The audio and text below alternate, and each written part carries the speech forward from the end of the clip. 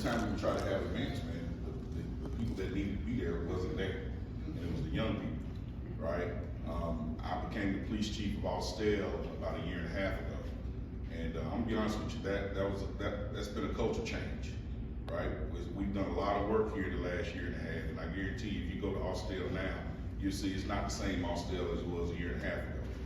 I have to thank a lot of my command staff. My Captain Garrett came here today. He's over our patrol division, and then of course you see the young lady here that's taking these photos and pictures. That's Miss Nargis Fontaine. She's our community liaison coordinator in Austell. There was a couple of things that I told my people when I first got to Austell was, look, we're gonna fight crime. I mean, that's what we get paid to do, right? But at the end of the day, we gotta connect with the community first, all right? We can't arrest our way out of the problem. I say that anyone that's heard me speak, they always hear me say we cannot arrest our way out of the problem, right? Madam DA said something earlier that was very interesting, where she said that we have dehumanized the youth. But I can tell you, I think law enforcement officials and law enforcement leaders around the country, we've kind of dehumanized ourselves, right? We have kind of just gotten in the mode that, you know what, all we gotta do is put our blinders on, we'll forget that people are people, and then all we gotta do is just lock up folks, right? I think there's a lot of the concept. We gotta change that. As police leaders, we gotta understand, we gotta start really caring about people. So all this stuff about unifying and being having unity, all that sounds great, but if you don't trust the person, the man, the woman next to you, or if you don't trust the man, the woman that's wearing his badge or gun, it don't mean a daggum thing. So let's just keep it real. So us as the police leaders, that's one of the things that we gotta promote, is we gotta start looking at people as people, and not just a statistic that we put on our police reports every week. So that's one of the things that I said when I came to came to Austell was, look, you see what you got me doing,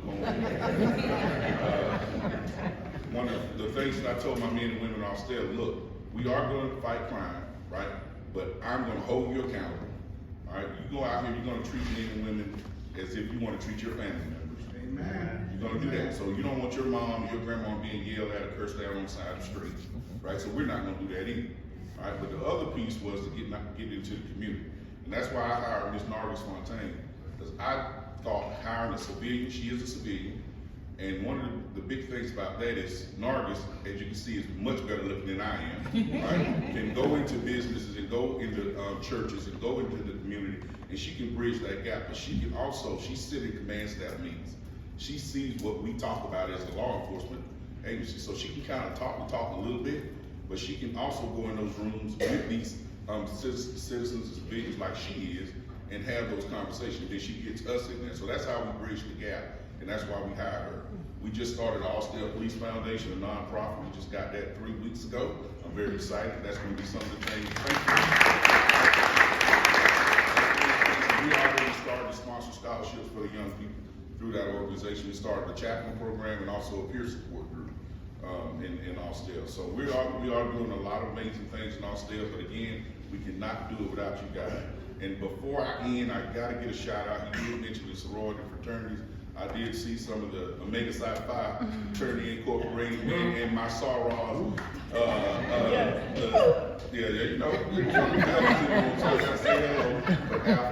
love y'all too. We all love you.